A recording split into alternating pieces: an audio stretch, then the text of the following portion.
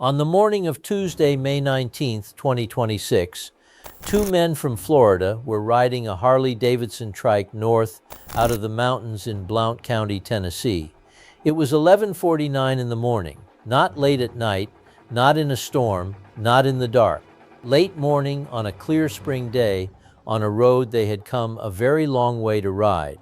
Somewhere around mile marker 5, the pavement bent hard to the right the way it does about 300 times in 11 miles. According to the preliminary report from the Tennessee Highway Patrol, the machine did not make the turn. It failed to hold its lane. It went straight when the road did not, ran off the pavement, struck an embankment, and came to rest partly across the opposite lane. Eduardo Falcone was 59 years old. His passenger, Mariano Maldonado, was 55. Both of them died there. They were the first two people killed on that stretch of highway in 2026. There was no other vehicle involved. Nobody ran them off the road. There was no ice, no oil slick anybody reported, no mechanical failure named in the report. There was a curve and a machine that went straight, and 11 miles of road that has been quietly doing this to people for more than 30 years. This is US Highway 129, where it crosses from North Carolina into Tennessee at Deals Gap, the 11 miles the world knows as the tail of the dragon. And the number that should stop you is not the crash count. It is a comparison the Blount County Sheriff's Office published themselves, because they were tired of being asked why they spend so much money policing 11 miles of empty mountain road. Over a 10-year period, they counted 27 motorcycle fatalities on the Dragon. Over that same period, across the entire rest of Blount County, more than 1,100 miles of other roads, highways, town streets, rural two-lanes, everything, they counted 23. Read that again. 11 miles killed more riders than 1,100.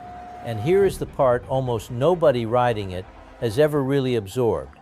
The posted speed limit on those 11 miles is 30 miles an hour. This is not a road that kills you with speed limits. It is a road that kills people at speeds most Americans consider a school zone. To understand how that is even possible, you have to understand that this road was never designed for you. It was not built as a scenic route. It was not engineered for recreation. Nobody sat down with a map and decided that this valley deserved 318 curves in 11 miles. The curves are there because the mountain is there, and because in the early 20th century, a power company needed a way to move equipment into a gorge. In 1916, the Tallahassee Power Company began building the Cheoah Dam on the Little Tennessee River. It was finished in 1919, 225 feet of concrete wedged into the mountains, one of the tallest overflow dams in the world at the time. The company that would become Alcoa needed that dam, and later the Calderwood Dam in 1930, to power an aluminum plant. To build them, they needed workers, and the workers needed somewhere to live, and supplies needed a way in.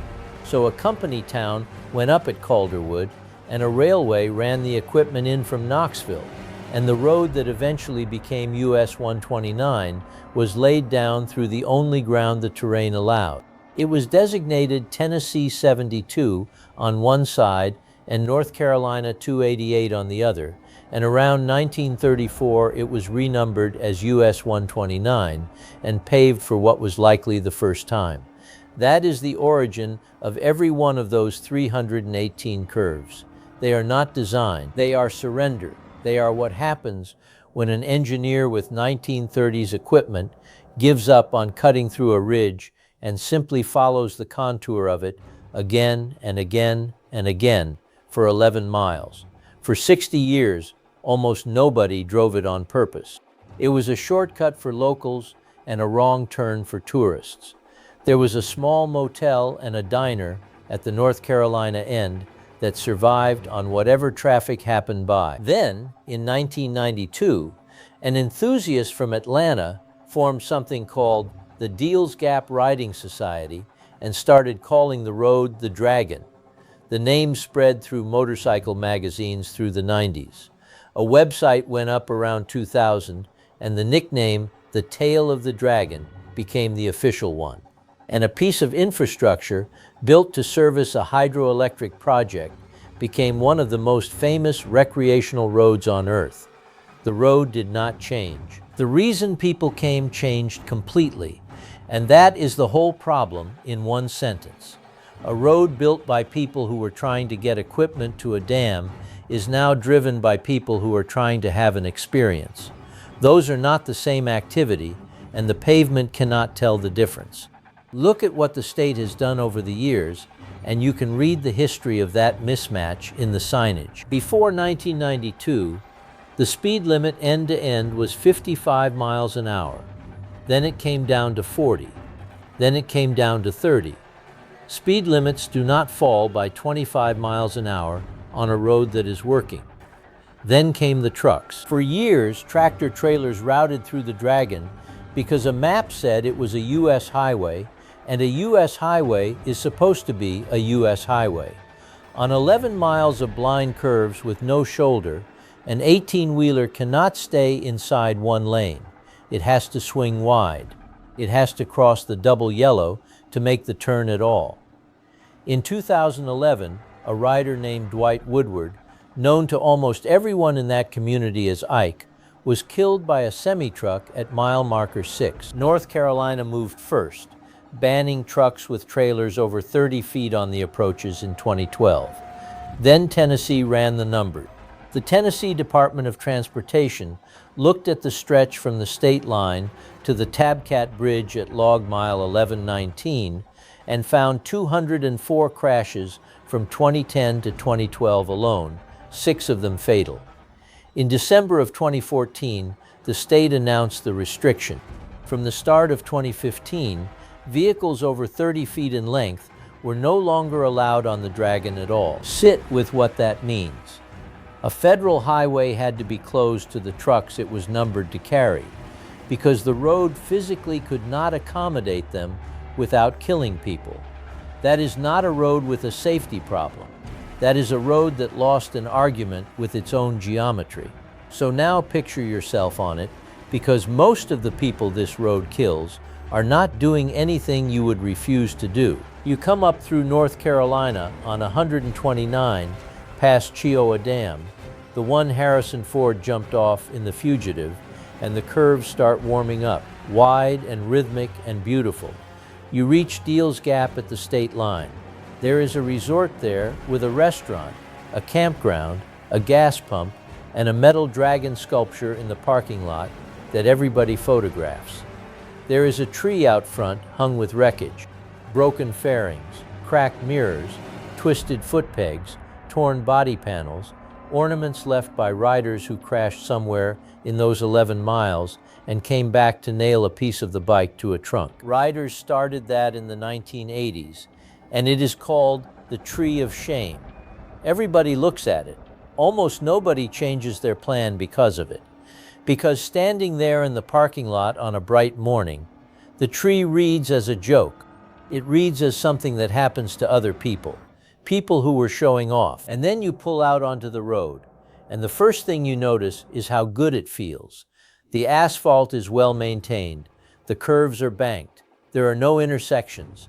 Across the entire 11 miles, there is not one crossroad, not one driveway, nothing pulling out in front of you. There are no traffic lights, no stop signs, no towns. It is the cleanest, most uninterrupted piece of two-lane road most people will ever drive in their lives. And that is exactly the trap, because your brain reads all of that as safety when almost none of it is. No intersections does not mean no danger. It means no interruptions. It means nothing on this road will ever force you to slow down. On a normal highway, the thing that saves a fading driver is friction. A light, a merge, a truck pulling out, a town speed limit, something breaks the rhythm and pulls your attention back. Here, nothing does. There is only curve, curve, curve, curve in a machine that keeps rewarding you for carrying a little more speed into the next one. The road never asks you a question, until it asks the last one. Now the mechanism, because it is not what most people assume, the physics of a curve are unforgiving, and they are extremely well documented.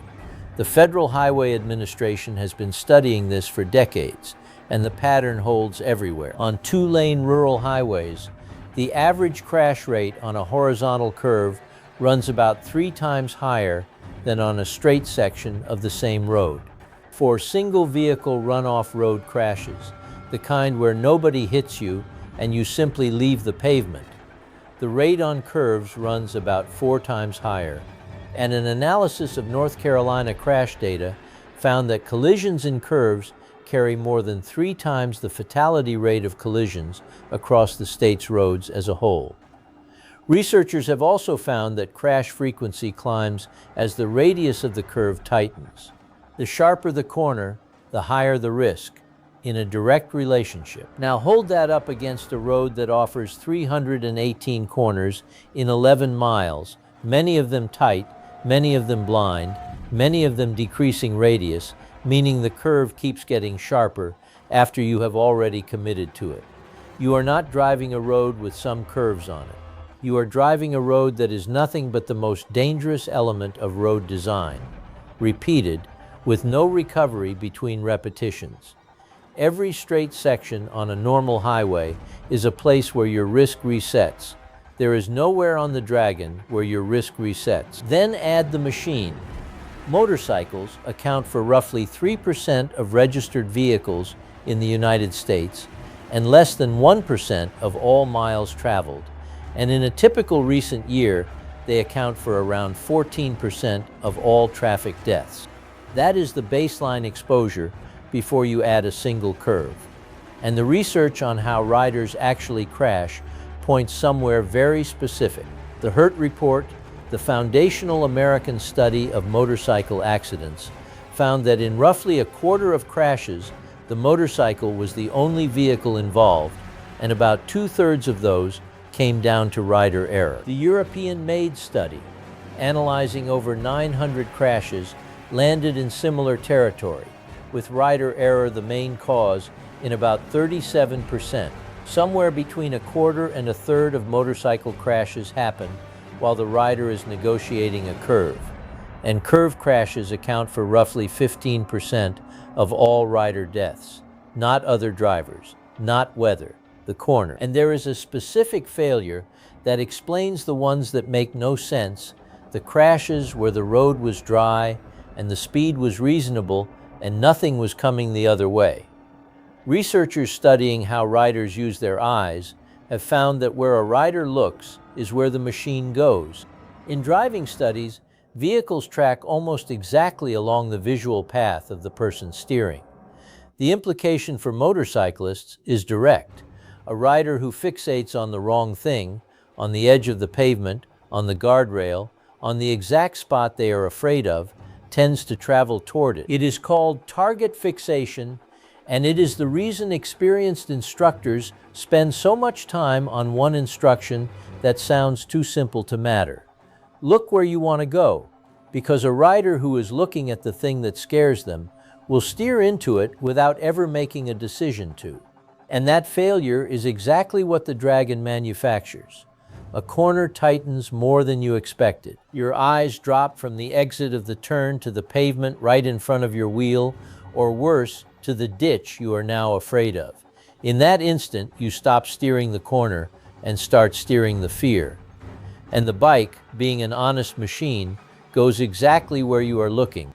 Read the crash reports from this road, and you will see that description over and over in flat, official language.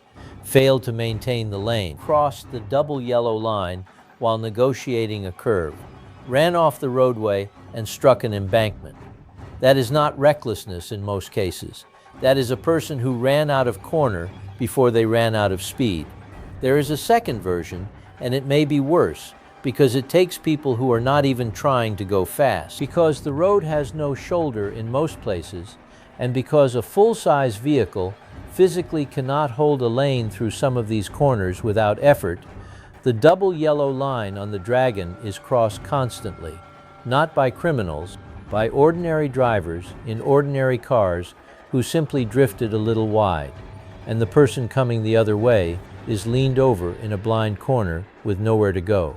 In late April, a 68-year-old man named James Reiner was riding downhill through a right-hand curve when, according to the Tennessee Highway Patrol preliminary report, he failed to keep his lane and crossed the double yellow near the apex of the corner. He hit an oncoming motorcyclist head-on. Both riders were injured. He was charged with reckless driving and failure to maintain his lane. He survived. Others have not. Douglas Stuppleworth, 70 years old, was riding north at mile marker 7 when the Blount County Sheriff's Office reported that he crossed the double yellow while negotiating a right turn. He sideswiped a car coming the other way, which threw him from the motorcycle and directly into the path of a second southbound car. He was wearing a helmet. He was pronounced dead at the scene. The drivers of both cars were not injured, and that detail matters more than anything else in this story. The car survives. The car almost always survives. The rider is the one converting a minor lane error into a fatal one, and the rider is the one with nothing between him and the mountain. Sometimes it is not even a mistake anyone made. In June of 2026, at 38 minutes past midnight, a 52-year-old man named Jeremy Gambrill was riding a Harley-Davidson through the Dragon when a deer entered the roadway. The motorcycle struck the animal, left the road, and came to rest on the right side. He was wearing a helmet. He did not survive. No speeding cited. No second vehicle. A deer at midnight in a national forest. Which brings us to the factor that turns survivable crashes into fatal ones out here, and it is the one almost nobody accounts for before they ride. It is not the road, it is the distance. Cell service through these mountains ranges from unreliable to non-existent. There is no signal for long stretches. There are no houses. There are no side roads to bring help in from another direction, because there are no side roads at all, which is the same feature that made the road feel so wonderfully clean an hour earlier. Local guidance for riders is blunt about the consequence. In an emergency, help can be 45 to 60 minutes away. In a best-case scenario, an hour. Think about what an hour means to a person with an arterial bleed or a chest injury lying in a ditch below a blind corner. The Blount County Sheriff's Office has said this plainly too. During the summer months, air ambulances make repeated trips to this road to lift out critically injured people, and ground ambulances transport at least 10 patients a month from these 11 miles to area hospitals. The Blount County Rescue Squad stages a presence on the Dragon on weekends specifically because the call volume justifies it. There is a rescue posture built around this road that does not exist for ordinary highways, and it exists because the geography defeats normal response. And the official numbers, the ones that make it into a report, are not the real numbers. When the Sheriff's Office spoke to reporters after the May 2026 deaths, they said they had already responded to 18 crashes on the Dragon since April, 10 of them involving injury. And then a lieutenant added something that should reframe every statistic in this video. He said 18 is a very low number because a great many wrecks out there are never reported at all, likely twice as many. That is what a road with no witnesses and no intersections produces. A rider goes down, gets up, the bike is rideable, nobody calls anyone. The crash never existed. So when you hear that a 5-year period ending in 2019 produced more than 450 crashes here, or that 2020 and 2021 together produced somewhere between 165 and 182 recorded crashes, with more than half involving motorcycles, understand that you are looking at the floor, not the ceiling. And the enforcement numbers tell you what the crash numbers cannot. In an 18-month stretch between 2015 and 2017, officers wrote about 2,300 citations on 11 miles of road. In 2016 alone, Blount County deputies wrote 861 tickets roughly 4 every single day. That same year, the road produced more than 90 crashes, 48 serious injuries, and 3 deaths. That is what saturation policing looks like on 11 miles of 30-mile-an-hour blacktop, and the crashes still happen. Now look at who this road actually kills, because there is a pattern in it that almost nobody expects. It is not just the young riders on sport bikes. The 2 men killed in May of 2026 were 59 and 55 on a 3-wheeled Harley at midday. Steppenworth was 70. Gambrill was 52. Reiner was 68. There have been fatalities involving trikes, cruisers, touring bikes, and cars. In 2021, an 18-year-old from nearby Maryville named Luke Hutzel was killed when he crossed the center line and struck an oncoming motorcyclist. His mother told a reporter afterward that he was a careful rider and that something simply went wrong. That is the whole spectrum. A local teenager and a pair of retirees on a bucket list trip taken by the same 11 miles in the same way. And the Blount County Sheriff's Office has identified the common thread in the ones who die or are severely hurt. Most of them, they have said, are from out of state or out of the country, and they are not used to this type of roadway. That single observation explains more than any crash statistic, because the people most drawn to this road are the people with the least experience of it. They have driven thousands of miles of interstate. They have ridden their local roads for decades. They arrive genuinely competent, and they arrive with a set of instincts calibrated for roads that give you time.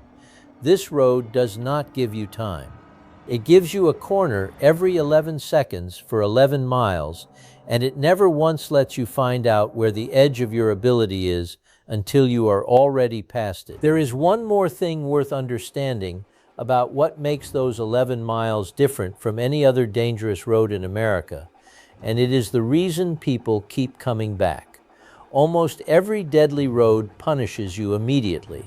Ice punishes you, a cliff punishes you, fog punishes you. The dragon rewards you first. You take a corner slightly faster than the last one, and it works. Then another, and another.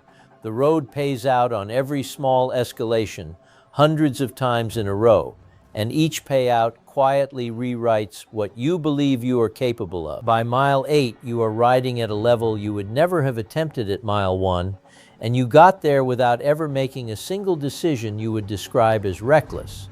The road negotiated you into it, one corner at a time. And then there is a decreasing radius turn, or gravel washed onto the apex, or an oncoming car 3 feet over the line, and the margin you spent the last 8 miles gradually giving away is not there anymore. So if you are going to ride it, and many of you will, understand what the people who work this road actually ask of you. Ride the corner you are in, not the one you imagine. The posted limit is 30, and it is enforced, and the citation is not the reason to respect it. Use the paved turnouts. If someone is behind you, let them go, because there is no version of that contest that ends with you winning. Never cross the double yellow, because the thing coming the other way is leaned over and blind. Look where you want to go, not at the thing you are afraid of, because your machine will follow your eyes whether or not you meant it to. Check your brakes and your tires before you get there, not after, because there is no gas and no help in the middle. Assume there is no signal. Carry something that can call for help without a cell tower, and tell somebody where you are going and when you expect to be back. Ride it early. Ride it once slowly before you ride it at all. And remember that the only person on those 11 miles who knows every corner is the person who lives there.